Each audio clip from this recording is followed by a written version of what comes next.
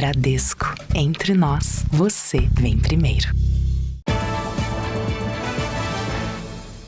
Boa noite. Boa noite. A Polícia Federal prendeu hoje 4 policiais civis que foram delatados pelo empresário Vinícius Gritzbach, executado no início do mês passado. Os agentes são investigados por lavagem de dinheiro para o PCC e corrupção. Outros 3 suspeitos envolvidos nas denúncias de Gritzbach também estão detidos. 130 policiais federais foram às ruas em 4 cidades de São Paulo para cumprir 8 mandados de prisão e 13 de busca e apreensão. A operação tem o apoio do Grupo de Combate ao Crime Organizado do Ministério Público e foi feita com base no cruzamento de investigações sobre o PCC com a delação feita pelo empresário Vinícius Gritzbach em março desse ano. Hoje foram presos o delegado Fábio Baena e os investigadores Eduardo Monteiro, Marcelo Ruggeri e Marcelo Marques de Souza, conhecido como Marcelo Bombom, nomes que Gritzbach já tinha divulgado em fevereiro deste ano durante entrevista exclusiva ao jornalista Roberto Cabrini. Eu estou te apresentando o áudio do delegado do caso me ligando. Nome dele? Fábio Baena.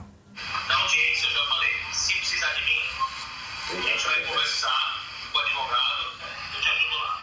O ex-agente penitenciário David Moreira foi um dos investigados nas mortes de Anselmo Santa Fausta e Antônio Corona Neto. Diante do juiz, ele fez acusações sobre os policiais presos nesta terça-feira. Quem presidia ali era o senhor Eduardo, que era chefe dos investigadores, falou assim: David, o Vinícius vai sair e você vai ficar. Ou você coloca o Vinícius, inventa qualquer coisa do Vinícius, ou eu vou pegar. Eu falei, beleza, eu fui e inventei. A PF prendeu outras 3 pessoas que também aparecem na delação premiada de Vinícius.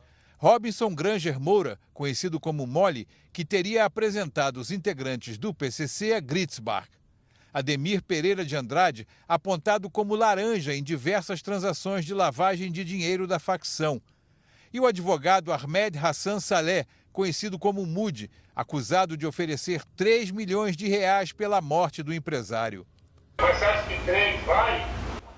Pensa nos 3, vai pensando e me fala depois. Um 5º policial, Rogério de Almeida Felício, não foi encontrado e é considerado foragido. A suspeita é que ele esteja fora do Brasil. O nome dele vai ser incluído na chamada difusão vermelha e poderá ser preso por agentes da Interpol, a Polícia Internacional. De acordo com as investigações, o esquema montado envolveria manipulação e vazamento de informações, venda de proteção a criminosos e corrupção para beneficiar a lavagem de dinheiro do PCC. Os presos vão responder por organização criminosa, corrupção ativa e passiva e ocultação de capitais. As penas somadas podem chegar a 30 anos de prisão. Durante a operação, os agentes federais encontraram e apreenderam uma mala com R$200 mil em dinheiro vivo, joias, 2 fuzis e munições. A defesa do delegado Fábio Baena e do investigador Eduardo Monteiro vai pedir a liberdade dos clientes. Afirma que a prisão é arbitrária e reforça que as acusações já foram investigadas e arquivadas pela Justiça. A defesa de Marcelo Ruggeri diz que ele é inocente e não tem ligação com o crime organizado. As defesas dos outros presos não foram encontradas. A Secretaria da Segurança Pública disse que a Corregedoria da Polícia Civil acompanhou e colaborou com a operação de hoje e que a corporação não compactua com desvios de conduta. Veja agora outras notícias desta terça-feira. Deputados aprovam regras da reforma tributária. Dólar atinge novo recorde em dia turbulento no mercado financeiro. Em visita ao presidente Lula, ministro da Defesa diz que prisão de Braga Neto causa constrangimento às Forças Armadas. Ucrânia assume autoria pelo ataque que matou o comandante do exército russo.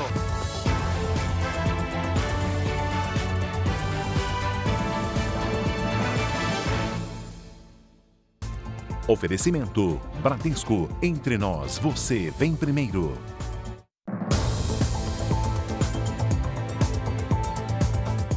O dia foi de intenso tiroteio na Rocinha, no Rio de Janeiro. O confronto aconteceu durante uma operação para tentar prender mais de 30 traficantes, foragidos e outros estados que se escondem na comunidade. Mais de 400 policiais participaram da ação. Ainda estava amanhecendo quando o tiroteio começou. A parede desta casa foi atingida por diversos disparos. No chão da rua, cápsulas ficaram espalhadas. Uma delas de metralhadora antiaérea .50, capaz de derrubar aeronaves. Um morador atingido por bala perdida foi levado para o hospital, onde foi atendido e liberado. 8 escolas públicas e uma unidade de saúde suspenderam as atividades. A operação tinha o objetivo de prender 34 traficantes, incluindo foragidos de outros estados. De acordo com o setor de inteligência da Polícia Militar, criminosos do Ceará e de Goiás pagam até R$100 mil a traficantes da Rocinha em troca de abrigo na comunidade. Daqui, eles controlam os negócios nos estados de origem com a proteção do Comando Vermelho. 2 casas que pertenceriam a traficantes de fora do Rio foram localizadas. Imóveis de luxo, com área de lazer, piscina e hidromassagem. Os criminosos de outros estados estavam ali fazendo a Rocinha como resort, um local onde eles acabam ali se hospedando ali enquanto fazem parte da facção e controlam as ações da mesma facção nos outros estados do Brasil. Uma estufa com 20 pés de maconha foi encontrada. Drogas e armas também foram apreendidas. Vitor dos Santos Lima, conhecido como Playboy, foi morto durante a ação. Ele é apontado como chefe da segurança de John Wallace da Silva Viana, que comanda o tráfico na Rocinha. A família diz que Vitor não estava armado e nem teria reagido. Moradores denunciam que os policiais não usavam câmeras corporais. A Corregedoria da Polícia Militar investiga o caso. Um mergulhador profissional está desaparecido desde ontem no litoral baiano. Ele fazia manutenção em uma balsa. Williams da Silva Teixeira, de 54 anos, não foi localizado em mais um dia de buscas. O mergulhador profissional trabalhava a 5 quilômetros da costa. A peça em que ele fazia um reparo ficava a uma profundidade de 45 metros. O mergulhador era considerado um profissional experiente. Ele desceu para fazer a manutenção na âncora da balsa. Especialistas afirmam que essa é uma tarefa comum, mas o profissional não retornou do fundo do mar. Apenas o cilindro de oxigênio foi encontrado. A principal suspeita é de que uma mudança na corrente marítima tenha arrastado o mergulhador. A balsa em que ele fazia manutenção pertence ao consórcio responsável pela construção da ponte Salvador-Itaparica. A obra terá 12,5 km de extensão sobre o mar. Durante as buscas, um militar do Corpo de Bombeiros também foi arrastado pela corrente. Ele foi resgatado pelos colegas e segue internado. O Ministério do Trabalho e Emprego anunciou que vai apurar o acidente. Vai ser notificada a empresa para apresentação de documentos e vamos ouvir os outros integrantes da equipe de mergulho. Em nota, o consórcio responsável pela obra declarou que todas as providências de segurança foram tomadas e que buscas diárias são realizadas. A Câmara dos Deputados aprovou hoje o projeto de regulamentação da reforma tributária. O texto agora vai para a sanção do presidente Lula. Às vésperas do recesso parlamentar, o Congresso ainda corre para votar o orçamento do ano que vem e o pacote de corte de gastos. O placar foi de 324 votos a favor e 123 contrários. A Câmara desfez parte das mudanças aprovadas pelo Senado. Bebidas açucaradas e refrigerantes voltaram a ser incluídos no imposto seletivo, o chamado imposto do pecado, para produtos e serviços que fazem mal à saúde ou ao meio ambiente. Também foram cancelados os descontos de 60% das alíquotas para serviços de saneamento, veterinários e de planos de saúde para pets, além das alíquotas de bolachas e água mineral. Segue mantida a proposta de cashback para famílias de baixa renda, incluídas no cadastro único do governo. A expectativa é de que a alíquota geral fique em 26,5%, como previsto no texto original. Há 2 anos que nós estamos discutindo esse tema. E há 40 anos que ela estava dormitando nas gavetas aqui do Parlamento Brasileiro. E é uma reforma justa, porque ela garante benefício principalmente para os mais pobres.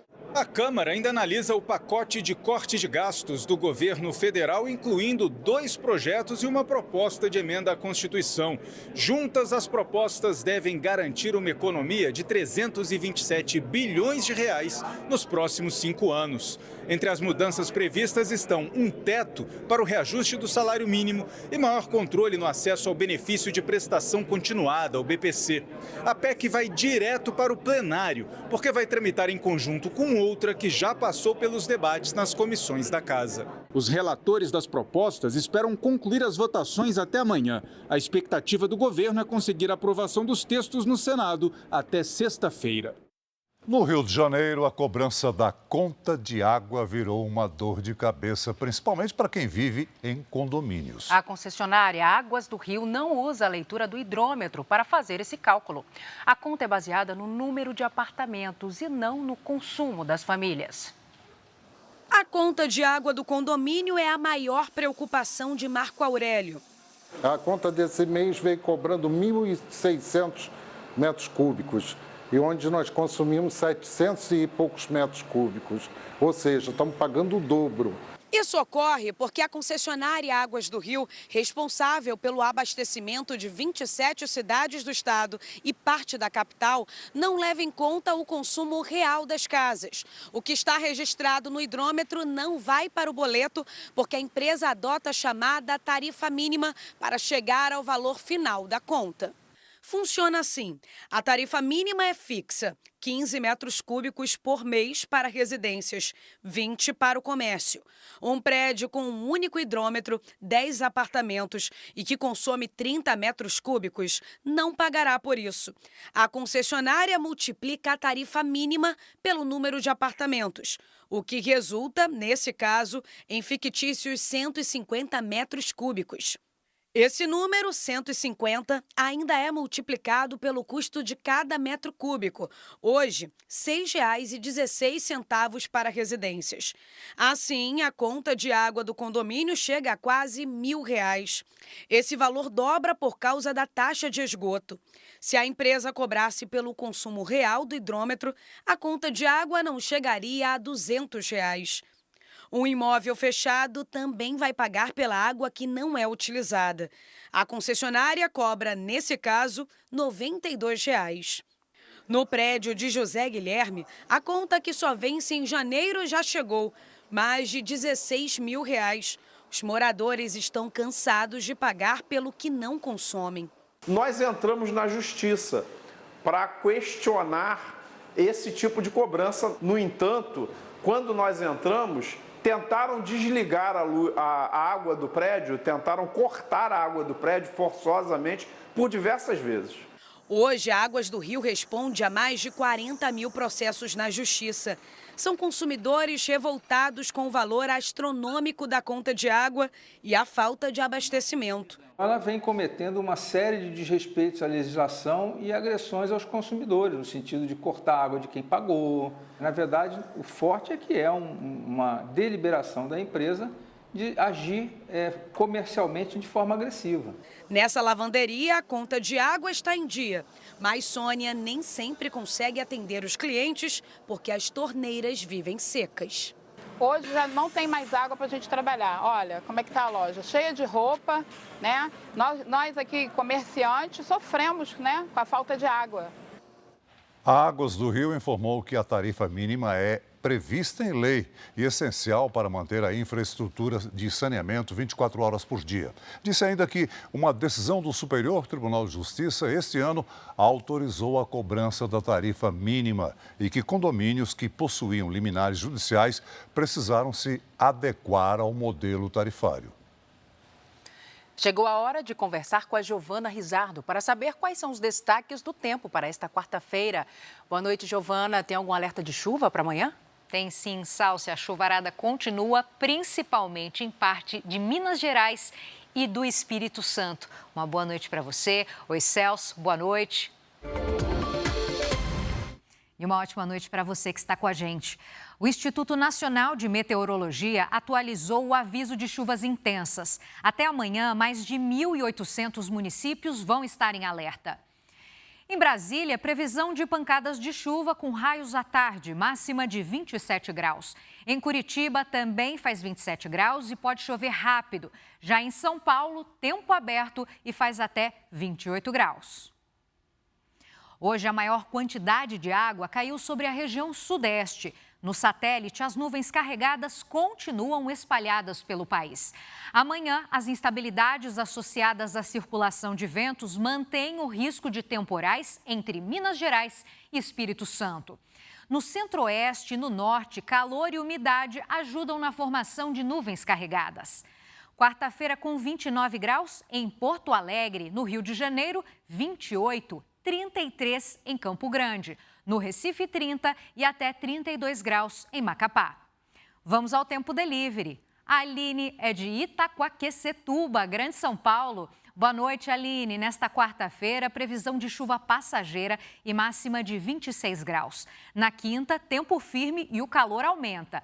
Na sexta-feira, volta a chover à tarde e faz até 29 graus. O Gil é de São Francisco de Assis, Rio Grande do Sul.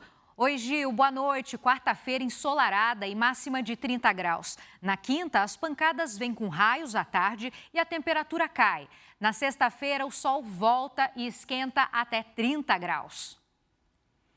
Participe do Jornal da Record. Nas redes sociais, coloque o nome de uma cidade e a hashtag #VocêNoJR. Salce, Celso. Obrigada, Giovana. Veja a seguir, representantes de Israel viajam para uma nova rodada de negociações por um cessar-fogo com os terroristas do Hamas. General russo que teria usado armas químicas contra a Ucrânia é morto em atentado em Moscou. Dólar bate novo recorde em dia de forte atuação do Banco Central.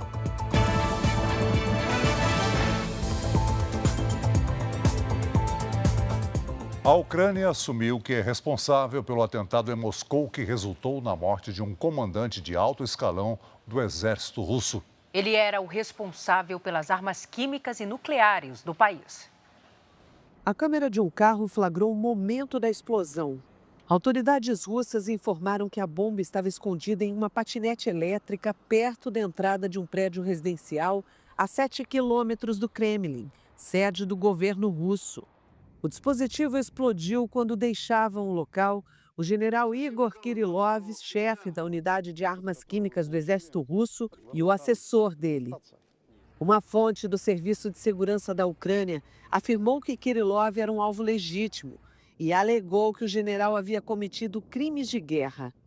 Um dia antes do atentado, Kiev acusou o militar de comandar ataques com armas químicas proibidas contra o povo da Ucrânia. Em outubro, o governo britânico impôs sanções ao general russo pelo mesmo motivo. Ele teria ordenado o uso de cloropicrina, um agente químico asfixiante, nos campos de batalha. Kirillov teve os bens congelados e foi proibido de entrar no Reino Unido. Um comitê do governo russo iniciou uma investigação sobre o ataque, que chamou de ato terrorista, e prometeu uma resposta. Representantes israelenses viajaram hoje ao Catar para uma nova rodada de negociações em busca de um cessar-fogo com o grupo terrorista Hamas.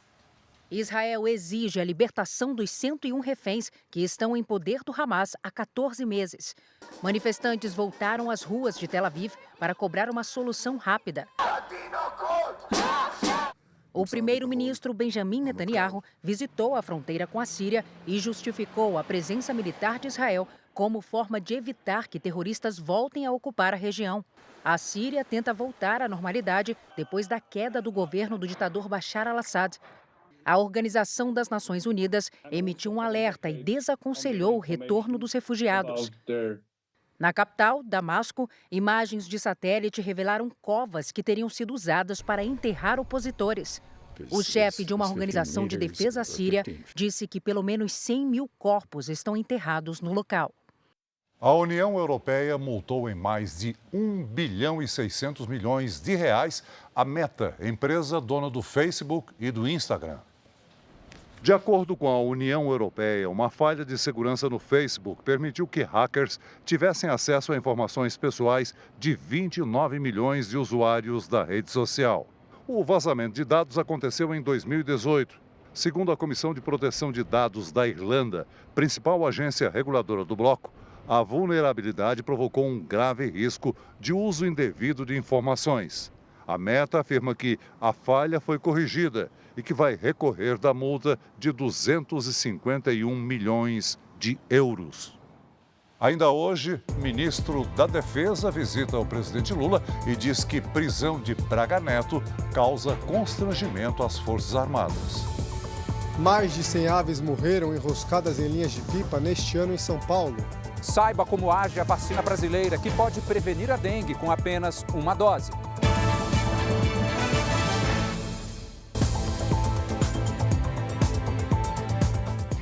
Em dezembro, época de férias escolares, aumenta o número de aves que ficam presas em linhas de pipa. E 80% desses animais morrem.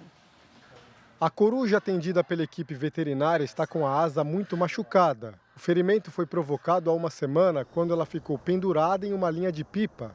A ave foi resgatada e agora profissionais do Centro de Triagem e Recuperação de Animais Silvestres correm contra o tempo.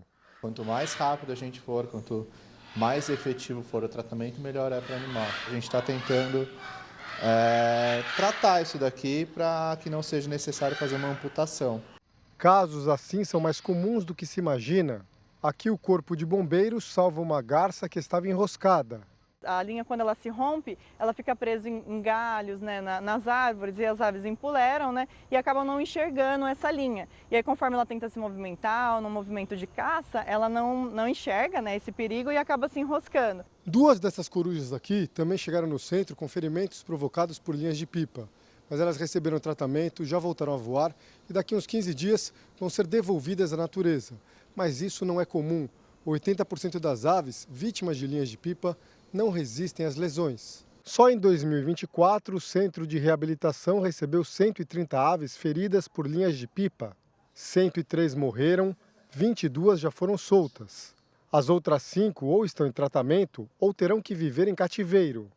Existem outros centros que também recebem animais acidentados por linha de pipa, mas também tem os animais que simplesmente estão mortos por aí, acidentados por linha, que a gente não tem noção de qual é esse número. E como em dezembro, época de férias escolares, mais crianças soltam pipas, o risco para as aves é maior. É sempre um impacto negativo, mas é algo que faz parte do cotidiano de quem trabalha no centro de triagem receber esses animais vitimados por linha de pipa.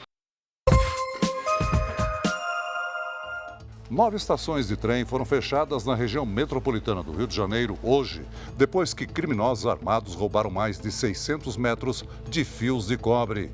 A circulação dos trens só foi retomada no fim da tarde. A Polícia Militar reforçou o patrulhamento na região.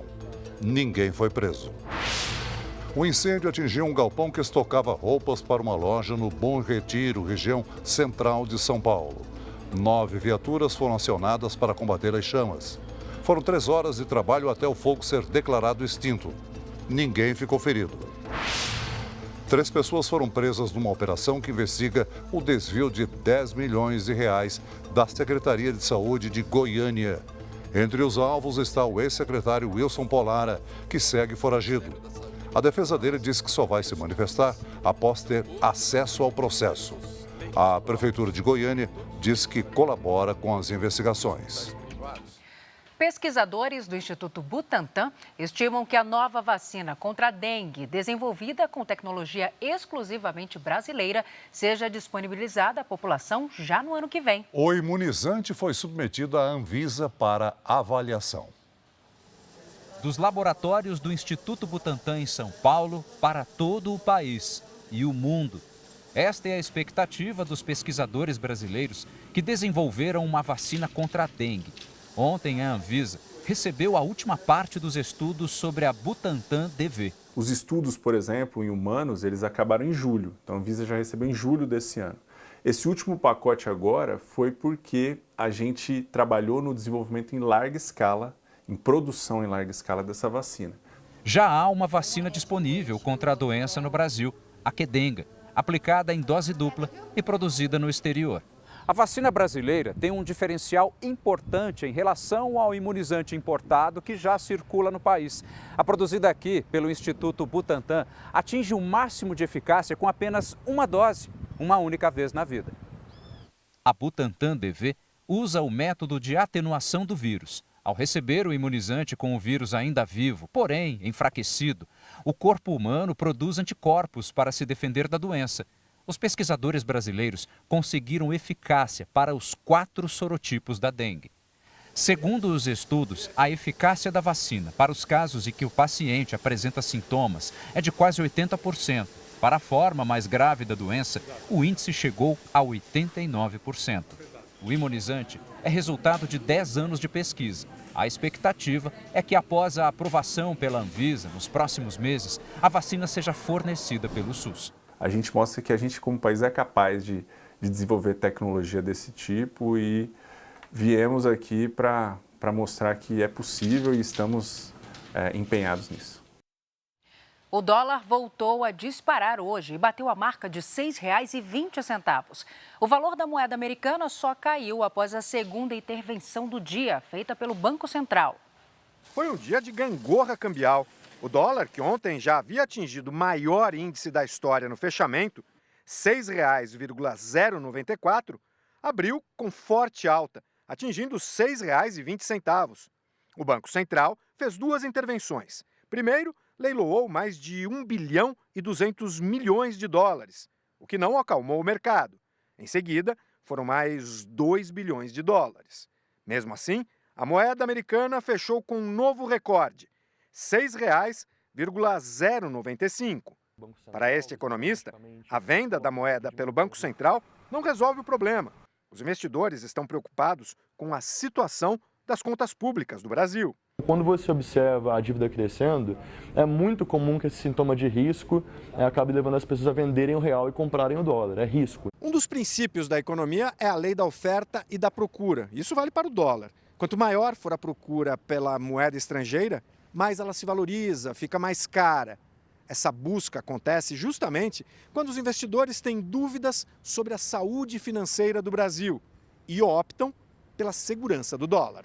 A atual desvalorização do real começou em 27 de novembro, quando o governo anunciou o pacote de corte de gastos. O mercado quer um ajuste fiscal mais crível. O mercado quer um ajuste fiscal que funcione, né? Esse pacote que foi apresentado, ele está muito longe de entregar uma realidade fiscal que a gente precisa, não vai ajustar o déficit primário que vai acontecer em 2025, 2026, e fica muito distante de ter um resultado primário positivo, que seria o ideal para a gente estabilizar a dívida. Depois de mais um dia de tensões no mercado cambial, fica a expectativa para a aprovação de pautas econômicas do governo no Congresso Nacional.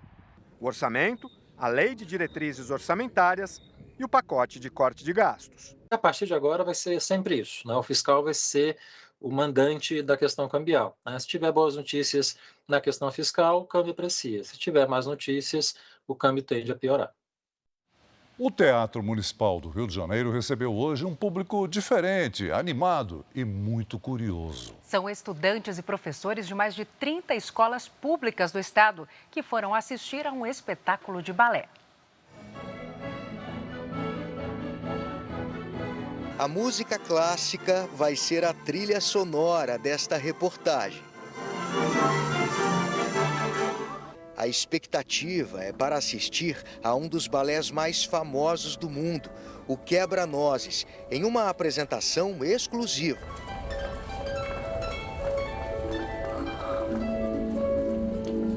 Maravilhosa, uma oportunidade inesquecível. Na plateia, um público ansioso.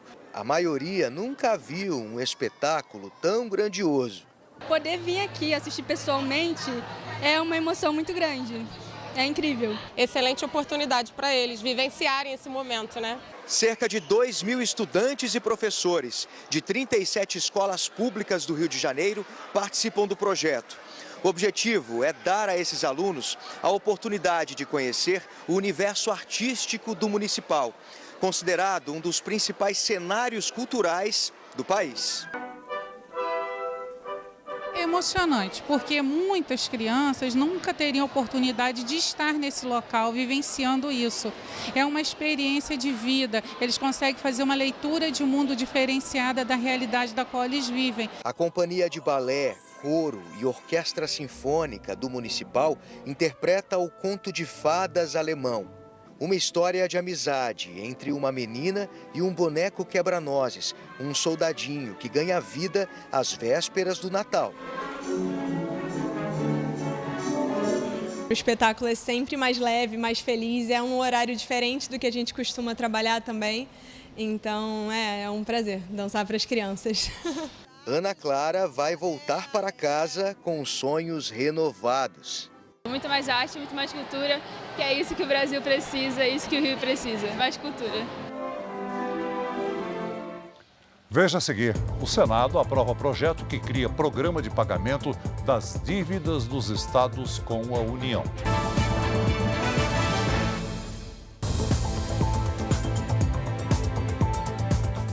O presidente Lula recebeu hoje em sua casa em São Paulo a visita do ministro da Defesa, José Múcio. O ministro disse que o presidente está ótimo e que ele quis saber como estava o ambiente nas Forças Armadas após a prisão do general Walter Braga Neto, no último sábado. Isso é como você ter um amigo que está respondendo um processo. Você quer que ele pague diante da lei, mas você fica constrangido, porque é um amigo. Ele tem muitos colegas da reserva, colegas de turma, é o primeiro 4 estrelas preso, mas não foi uma surpresa para absolutamente ninguém. José Múcio ainda revelou que vai haver um esforço dos militares para se adaptarem às mudanças da Previdência. A dificuldade de mexer com esse negócio de aposentadoria de militar, que a promoção de militar é como profissão. Se parar um na frente, para tudo atrás. Agora vamos deixar para o Congresso, até que foi enviado ontem e a gente não está querendo intervir. A Comissão Mista de Orçamento analisou a Lei de Diretrizes Orçamentárias. Assunto para o Luiz Fara Monteiro, direto de Brasília. Oi, Fara, boa noite para você. Oi, Celso, boa noite para você também, para o Celso e para você que acompanha o Jornal da Record. A comissão aprovou o relatório final da LDO, a Lei de Diretrizes Orçamentárias. E a repórter Ariane Bittencourt acompanhou a sessão e traz os detalhes ao vivo para a gente. Oi, Ariane, boa noite. Boa noite, Fara. O texto acabou de ser aprovado por deputados e senadores na Comissão Mista de Orçamento e a expectativa é que ele possa ser votado no plenário ainda amanhã. A LDO define as diretrizes para a elaboração do orçamento do ano que vem, além de definir a meta fiscal do governo. O relator, senador Confúcio Moura, retirou do texto a regra que dificultava o governo a bater a meta fiscal. Com isso, ganha uma margem que permite um déficit de até 0,25% do PIB. O projeto foi aprovado com uma previsão do salário mínimo de R$ 1.502 no ano que vem. Mas o texto ignora a nova regra do pacote de corte de gastos, que ainda vai ser votada aqui na Câmara. Se ela for aprovada, o valor do salário mínimo pode mudar. Fara. Obrigado por suas informações, Ariane. E o Senado aprovou o projeto que cria um programa de pagamento das dívidas dos estados com a União. O repórter Tiago Nolasco traz as informações ao vivo. Olá, Nolasco, boa noite. Oi, Fara, boa noite para você e para todos. A proposta foi aprovada agora há pouco aqui no Senado Federal, com os votos de 72 senadores e nenhum voto contrário. A proposta de renegociação das dívidas dos estados prevê um parcelamento em até 30 anos e também com juros menores. O projeto de autoria do presidente do Senado, Rodrigo Pacheco, também sofreu algumas alterações na Câmara dos Deputados e teve que ser votado novamente no Senado. O projeto estabelece que as dívidas dos estados serão corrigidas com base no Índice Nacional de Preços ao Consumidor Amplo, o IPCA, mais 2% ao ano. Atualmente, o reajuste é acrescido de 4% ao ano. As dívidas dos estados com a União, no momento, somam cerca de 765 bilhões de reais. Agora, os estados serão até o dia 31 de dezembro do ano que vem para aderir ao programa de pleno pagamento das dívidas com a União e poderão escolher entre fazer um pagamento à vista para reduzir os juros reais ou combinar outras obrigações, como entrega de ativos, como, por exemplo, empresas públicas. Em todos os casos, haverá correção monetária da dívida com a União. Fara, é com você. Obrigado pela sua participação, Tiago. A 5ª turma do Superior Tribunal de Justiça encerrou hoje 2 ações da Lava Jato que condenavam o ex-ministro José Dirceu a mais de 23 anos de prisão.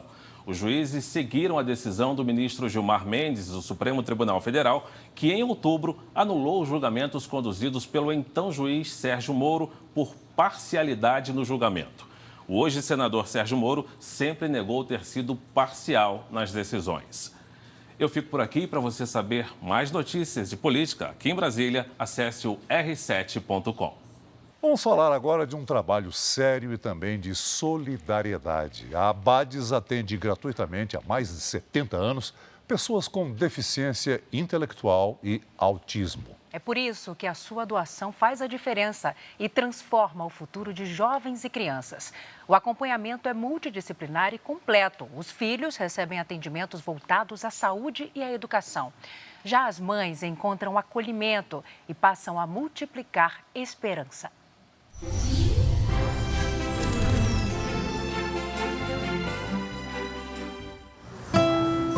Pés pequenos e ligeiros.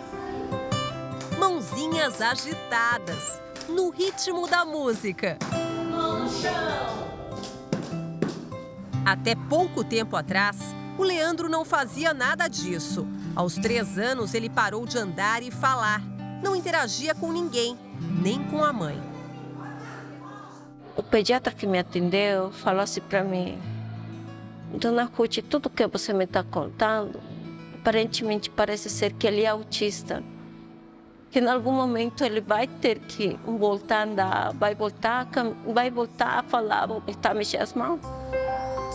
Leandro deu um passo de cada vez e reaprendeu a andar. A evolução começou quando passou a frequentar a Associação Brasileira de Assistência e Desenvolvimento Social, a Abades. 5 vezes por semana, ele recebe atendimento terapêutico num dos projetos da instituição, o GIFA, Grupo Interdisciplinar Família e Autista, que atende crianças entre 3 e 8 anos. Aulas de artes, música, fisioterapia. Hoje o Leandro evoluiu muito, ele é outra criança. A socialização dele com as outras crianças também ficou muito mais fácil. Foi na Abades que Leandro também voltou a falar.